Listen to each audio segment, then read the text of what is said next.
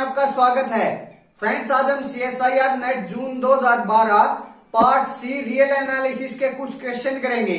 First question क्या है friends?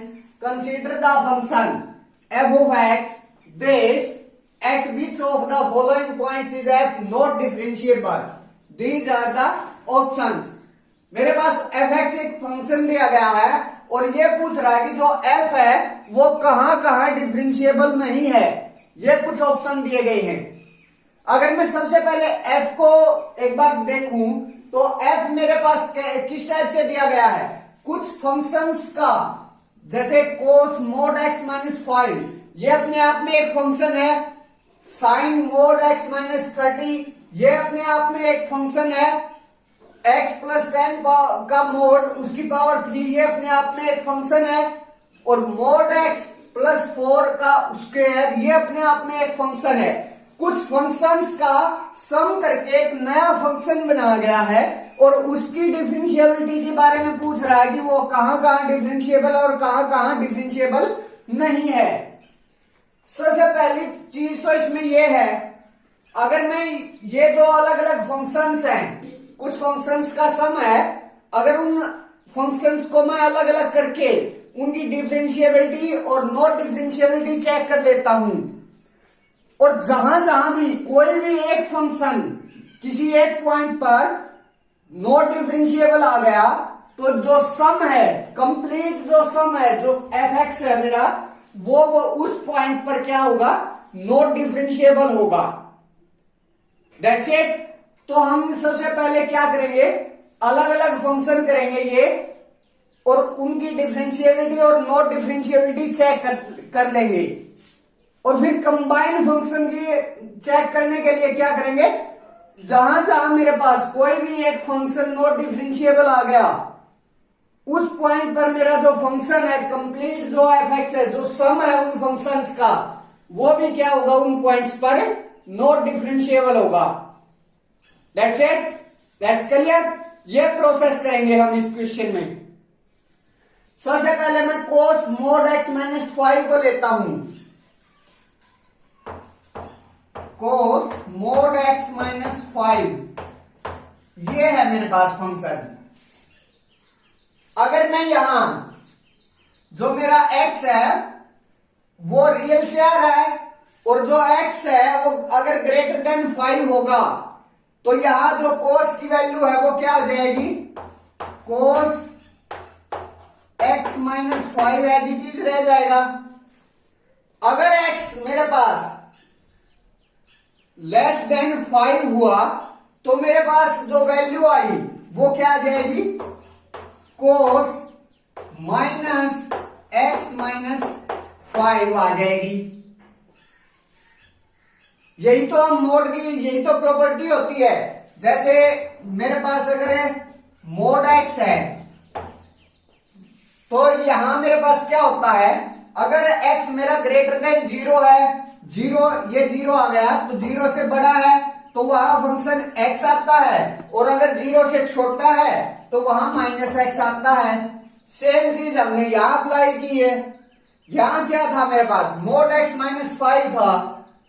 अगर x मेरा ग्रेटर देन 5 है तो मेरे पास x माइनस 5 आ गया, और अगर x मेरा लेस देन 5 है तो मेरे पास माइनस x माइनस 5 आ गया। सेम वे से हमने उसको तोड़ा है, मोड की प्रॉपर्टी का यूज करके इस टाइप से किया मैंने। अगर मैं इसको रियल लाइन पर दिखाता हूं तो मेरे पास कैसे दिखेगा? ये मेरे पास 5 है, 5 से इस साइड तो मेरे पास क्या आएगा? cos x माइनस 5, और 5 से इस साइड मेरे पास लेफ्ट हैंड साइड क्या आएगा? cos माइनस x माइनस 5, ये आएगा फंक्शन मेरे पास।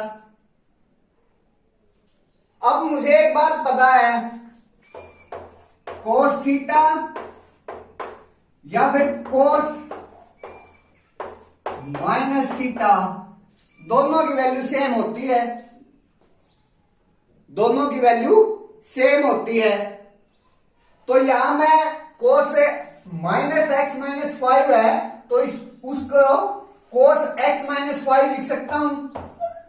कोस x माइनस 5 लिख सकता हूं। इस साइड भी मेरे पास cos x माइनस 5 फंक्शन है, इस साइड भी मेरे पास cos x माइनस 5 फंक्शन है। मींस मेरे पास कंप्लीट r पर cos थीटा फंक्शन है। अगर मैं थीटा क्या है मेरे पास x माइनस 5 है, cos थीटा फंक्शन है मेरे पास पूरे r पर। जो cos थीटा फंक्शन होता है वो पूरे r पर क्या होता है मेरे पास, कॉन्टिन्यूअस भी होता है और डिफरेंशिएबल भी होता है। तो यहां से मेरे पास जो cos थीटा की वैल्यू है means cos mode x minus 5 है, वो फंक्शन कंप्लीट r पर क्या है मेरे पास, डिफरेंशिएबल है। यहां मेरे को नोट डिफरेंशिएबल पॉइंट्स बताने हैं। तो cos मोड x माइनस 5 को कहीं भी पूरे r पर डिफरेंशिएबल होने में कहीं भी प्रॉब्लम नहीं है। अब नेक्स्ट चेक करते हैं।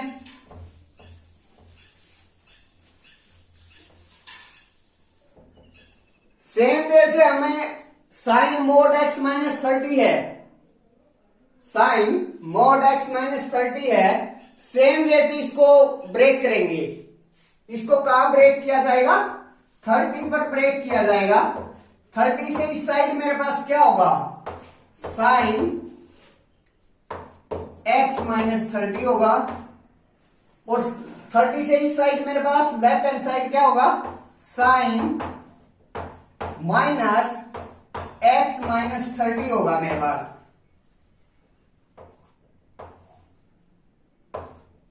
That's clear. अब मुझे एक बात का पता है, साइन माइनस थीटा किसके इक्वल होता है, माइनस साइन थीटा के इक्वल होता है। अगर मैं x माइनस 30 को थीटा मानकर चलता हूं तो साइन माइनस थीटा मेरे पास किसके इक्वल हो जाएगा, माइनस साइन थीटा के इक्वल हो जाएगा। मींस अगर इसकी जगह मैं यहां से माइनस हटा दूं और ये माइनस बाहर लगा दूं तो कोई दिक्कत नहीं होगी, क्योंकि जो साइन माइनस थीटा है वो किसके इक्वल होता है, माइनस साइन थीटा के इक्वल होता है मेरे पास। ये हम सब जानते हैं। अब 30 पर मेरे पास एक साइड तो साइन x माइनस 30 है और एक side minus sine x minus 30 है। अब मैं इसको डिफरेंशिएबल कर दे डेरिवेटिव कर देता हूं इसका, 30 के इस साइड भी और 30 के इस साइड भी। मीन से 30 पॉइंट पर है, बाकी जगह तो मेरे को कोई प्रॉब्लम नहीं है, क्योंकि इस साइड अगर मैं देखता हूं तो साइन थीटा मेरा फंक्शन है 30 से इस साइड, और जो साइन थीटा होता है वो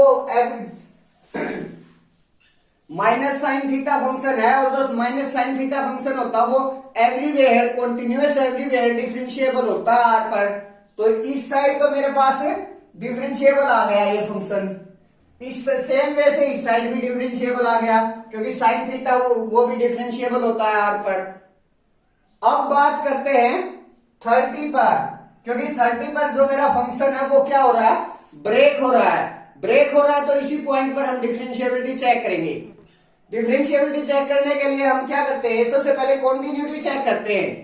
कॉन्टिन्यूटी के लिए हम क्या करेंगे, left hand limit, right hand limit और फंक्शन की वैल्यू देखेंगे। अगर ये तीनों चीज सेम आ जाती है तो मेरे पास जो फंक्शन है वो कॉन्टिन्यूअस हो जाता है। उसके लिए क्या करेंगे, लिमिट अगर मैं लेफ्ट हैंड देखूं तो माइनस साइन x माइनस 30, और जो लिमिट है वो क्या है, x टेंडिंग टू 30 है मेरे पास।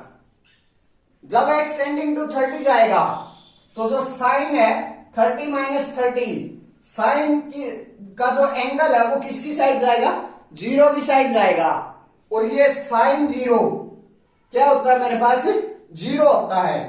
तो लिमिट x टेंडिंग टू 30 अगर मैं इस साइड से कर रहा, माइनस लेफ्ट हैंड लिमिट से कर रहा था तो माइनस लेफ्ट हैंड लिमिट से कर रहा था तो मेरे पास लिमिट की वैल्यू जीरो आ गई। सेम वे से उस साइड से करेंगे हम, उस साइड से भी जो लिमिट की वैल्यू है वो मेरे पास साइन x माइनस 30। यहां भी जब मेरा जो लिमिट है, जो x है वो 30 की साइड जाएगा, इस साइड से 30 के बिल्कुल नजदीक जाता जाएगा, तो x माइनस 30 जीरो की तरफ टेंड करेगा, जीरो की तरफ टेंड करेगा तो साइन जीरो जीरो हो जाएगा मेरे पास, ये भी जीरो आ गया, और जो 30 पर वैल्यू है वो भी जीरो होगी, तो कॉन्टिन्यूअस तो हो गया मेरे पास फंक्शन। अब डिफरेंशिएबिलिटी के लिए क्या करेंगे, लेफ्ट हैंड डेरिवेटिव और राइट हैंड डेरिवेटिव चेक करेंगे, अगर वो दोनों सेम आ जाते हैं तो मेरा फंक्शन डिफरेंशिएबल हो जाएगा उस पॉइंट पर। तो सबसे पहले इस साइड का जो डेरिवेटिव है, लेफ्ट हैंड डेरिवेटिव, वो चेक करते हैं। साइन का डेरिवेटिव क्या आता है मेरे पास, cos x minus 30, minus as it is आते हैं, ये आ जाएगा। अब एंगल का डेरिवेटिव करेंगे तो मेरे पास क्या आएगा, x माइनस 30 का डेरिवेटिव 1 हो जाएगा। सेम वे से हम राइट हैंड डेरिवेटिव निकालेंगे तो वो मेरे पास क्या आ जाएगा, cos x माइनस 30, ये आ जाएगा। अब लेफ्ट हैंड डेरिवेटिव और राइट हैंड डेरिवेटिव किस पॉइंट पर देखने हैं, ये तो 30 से इस साइड का आ गया, ये 30 से उस साइड का आ गया।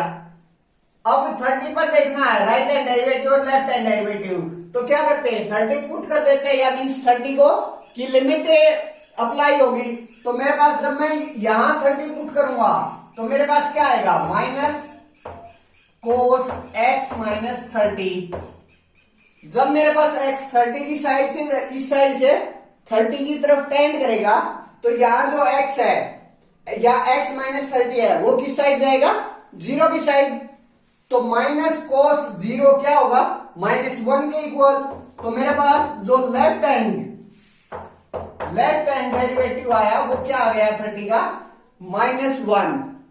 अगर मैं राइट हैंड डेरिवेटिव की बात करूंगा तो कोस x माइनस 30 है मेरे पास, जब इस साइड से x मेरा 30 की तरफ टेंड करेगा तो x माइनस 30 जीरो की तरफ जाएगा, और कोस जीरो मेरे पास क्या होता है, 1। तो मींस मेरा जो राइट हैंड डेरिवेटिव है वो क्या आ गया, 1 के इक्वल, और जो लेफ्ट हैंड डेरिवेटिव वो क्या आ गया, -1 के इक्वल आ गया। That's it. मींस यहां मेरे पास -1 आया, यहां मेरे पास 1 आया।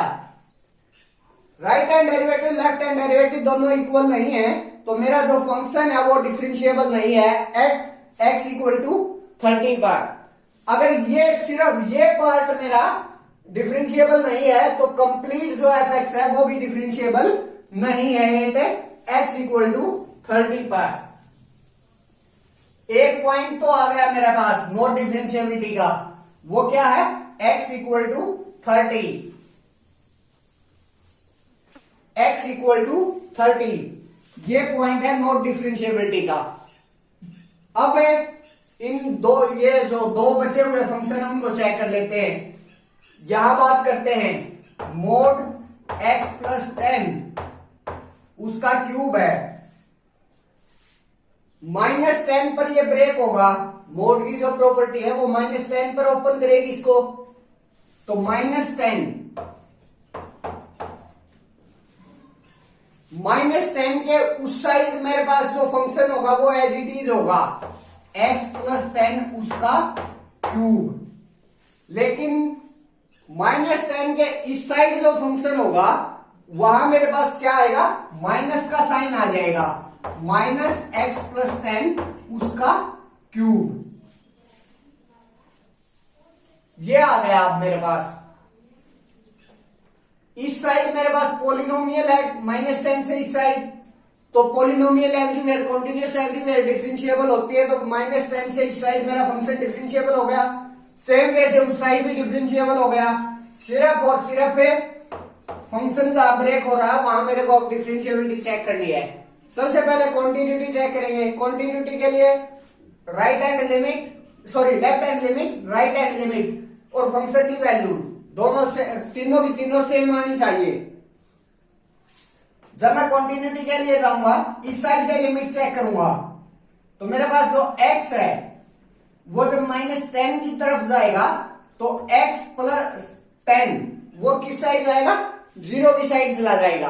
तो ये वाली जो लेफ्ट हैंड लिमिट है वो क्या आ गई मेरे पास, एट -10 क्या आ गई 0। सेम वे से यहां मेरे पास जो राइट हैंड लिमिट आएगी वो भी 0 आ जाएगी और जो फंक्शन की वैल्यू आएगी वो भी 0 आ जाएगी। तो मींस मेरा फंक्शन कॉन्टिन्यूअस तो हो गया। अब डिफरेंशिएबिलिटी के लिए बात करेंगे। डिफरेंशिएबिलिटी के लिए बात करेंगे तो डिफरेंशिएबल सबसे पहले लेफ्ट हैंड डेरिवेटिव और राइट हैंड डेरिवेटिव निकाल लेते हैं। लेफ्ट हैंड डेरिवेटिव निकालू तो -3x + 10 उसका स्क्वायर, और अगर यहां निकालूंगा तो वो क्या आ जाएगा 3x + 10 उसका स्क्वायर। अब -10 पर लेफ्ट हैंड डेरिवेटिव और राइट हैंड डेरिवेटिव निकालना है तो -10 की तरफ इसको टेंड कराएंगे, x को -10 की तरफ टेंड करवाएंगे।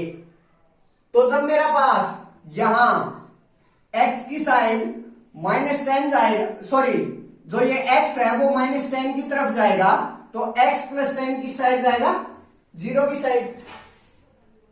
सेम वे से जब मेरा जो x है वो -10 की तरफ जाएगा तो जो x + 10 है वो किस साइड जाएगा 0 की साइड।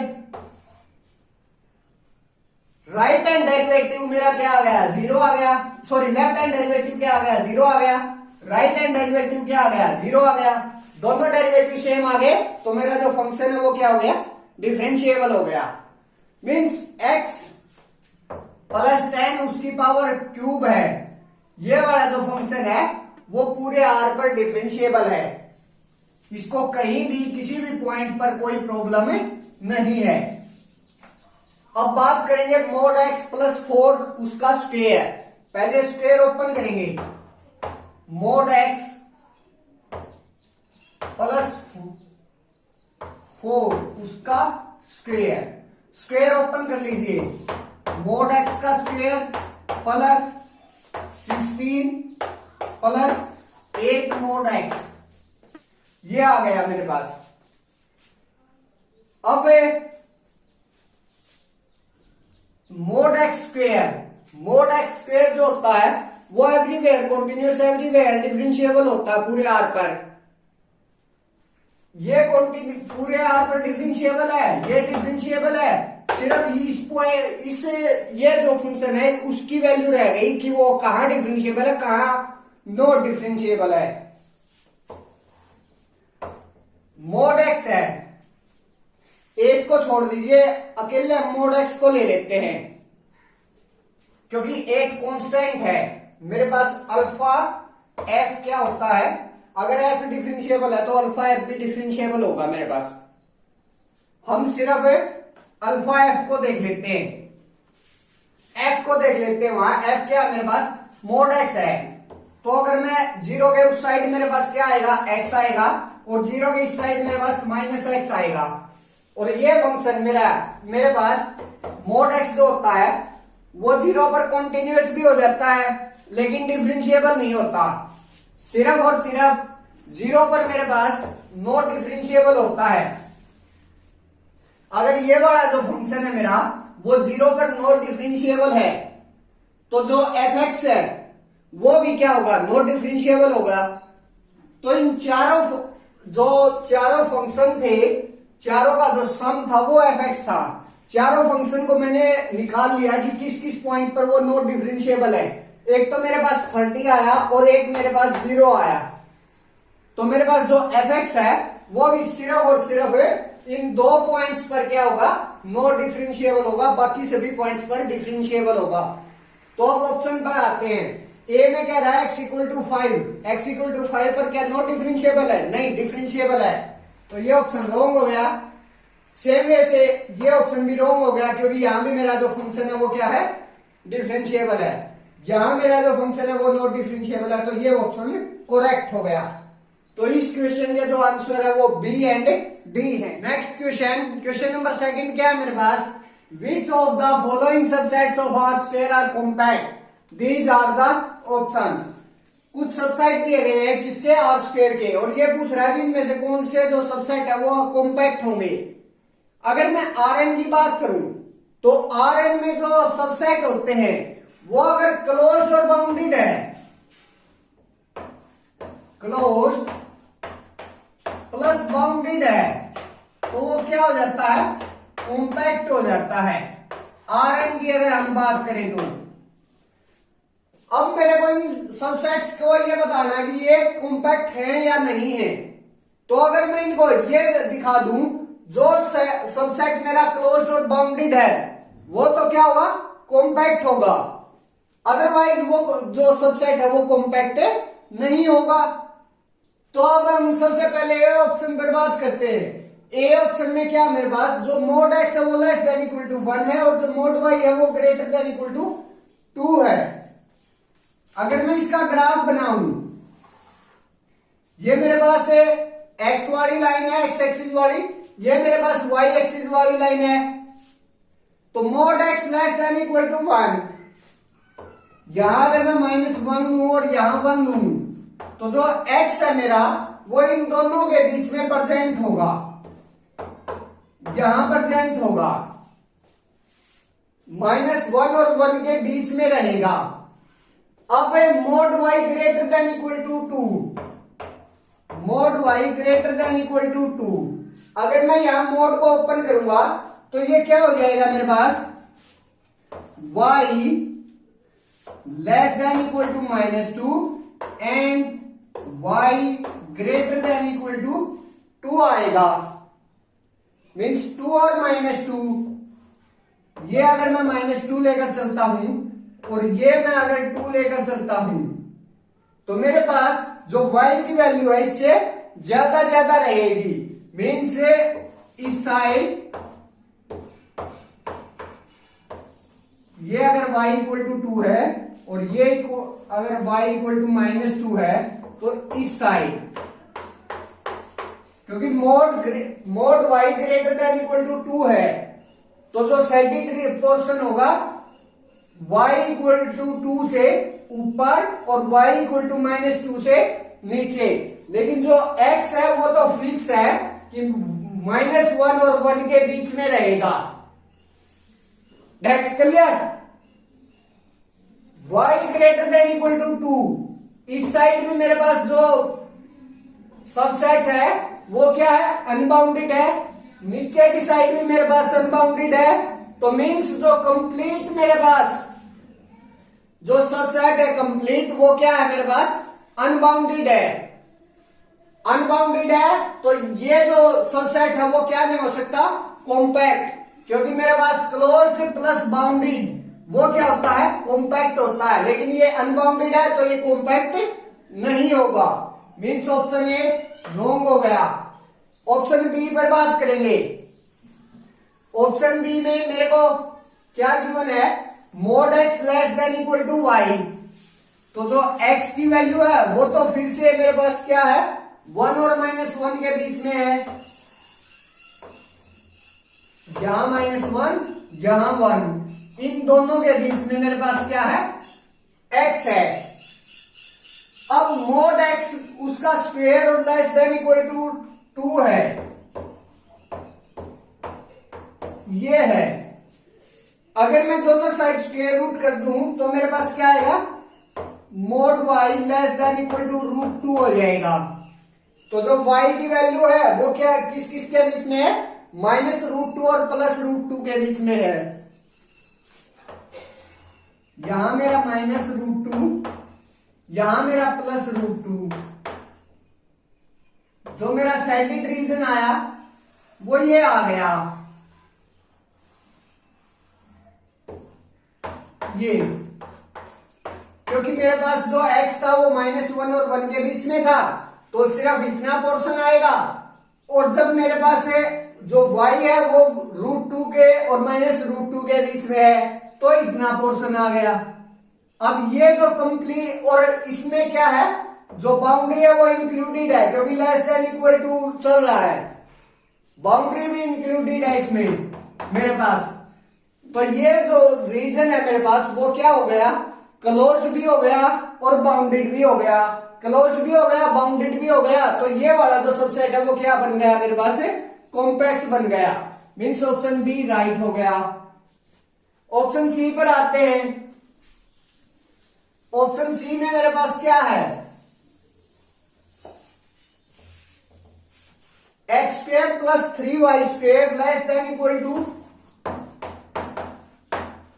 5 है। अगर मैं इस 5 को नीचे लेकर आऊं, इस डिनोमिनेटर में लेकर आऊं, तो मेरे पास क्या आएगा, x² 5 प्लस y² बाई, इस 3 को मैं नीचे ले आया तो 5/3, कोई प्रॉब्लम नहीं है। और लेस देन इक्वल टू इस साइड क्या बचा, 1। अगर मैं इसको कंपेयर करूं, x² प्लस y² और इक्वल टू 1 से, तो ये किसकी इक्वेशन होती है, इलिप्स की। तो ये वाली जो इक्वेशन है वो किसकी है, इलिप्स की है। यहां जो a है वो क्या है, √5, और जो b है मेरे पास वो क्या है, √5/3, ये है। तो मेरे पास जो इसकी इक्वेशन आएगी, अब अगर मैं ग्राफ की सहायता से देखूं, तो मेरे पास क्या आ जाएगी, a क्या था, √5, तो -√5 और प्लस √5। b क्या है, -5/3 √5/3 और प्लस √5/3। और फिर जो मेरी इक्वेशन आई थी वो क्या आई थी, x² 5 plus y² 5/3 less than equal to 1 आई थी। तो मीन्स जो इसका अगर मैं इक्वल टू 1 लेकर चलता हूं तो मेरे पास ये वाला इलिप्स आ जाएगा, इस टाइप से बन जाएगा।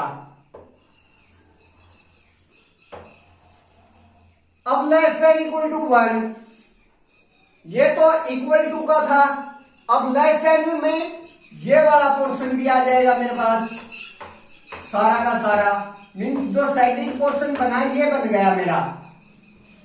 अगर यहां ग्रेटर देन इक्वल टू होता तो इस साइड का पोर्शन आता मेरे पास, इलिप्स के बाहर का पोर्शन आता। लेस देन इक्वल टू में इलिप्स के अंदर का पोर्शन आया है, तो ये वाला जो साइडिंग पोर्शन है वो क्या है, क्लोज्ड भी है और बाउंडेड भी है, क्योंकि इसमें बाउंड्री भी इंक्लूड हो रही है। लेस देन इक्वल टू है, बाउंड्री भी इंक्लूड हो रही है तो क्लोज हो गया, और एक पर्टिकुलर बाउंड्री के अंदर आ रहा है तो बाउंडेड हो गया।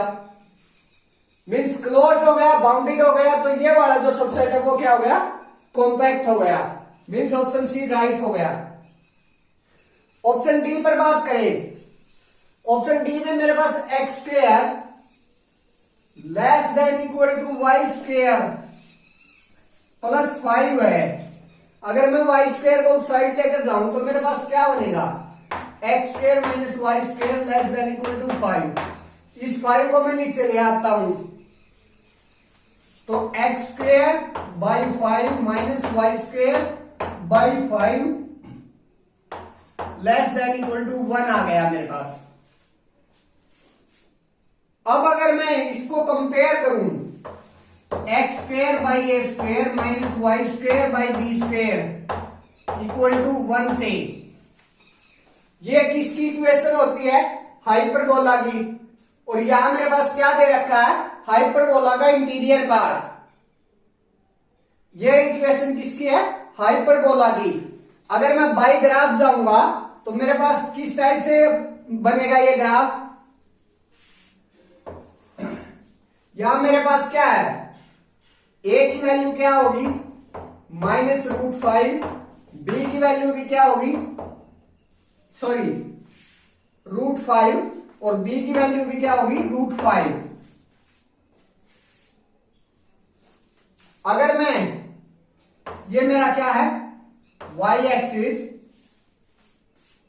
तो अगर मैं वैल्यू पुट करूं, यहां मेरे पास क्या आएगा, √5, यहां आएगा -√5। अगर मैं इस हाइपरबोला को डिनोट करूंगा तो वो किस टाइप से ग्राफ देकर जाएगा मेरे पास, इस टाइप से ये ग्राफ आएगा। अब उसका less than equal to interior part बोला गया है, तो ये वाला पार्ट आ जाएगा कंप्लीट, ये वाला साइडेड पोर्शन होगा। अब क्लियरली मुझे पता चल रहा है कि जो ये वाला साइडेड पोर्शन है और ये वाला जो साइडेड पोर्शन है वो अनबाउंडेड है। अनबाउंडेड है तो ये वाला जो सबसेट है वो मेरे पास क्या नहीं होगा, कॉम्पैक्ट नहीं होगा। That's clear. तो ये वाला जो ऑप्शन है वो रॉन्ग हो गया। तो इस क्वेश्चन के जो आंसर आए वो आए बी एंड सी। फ्रेंड्स, अगर आपको मेरी वीडियोस पसंद आ रही है तो प्लीज वीडियोस को लाइक करें, शेयर करें और चैनल को सब्सक्राइब करें ताकि मेरा कॉन्फिडेंस बना रहे और मैं आपके लिए ऐसी वीडियो डालता रहूं। Thank you friends.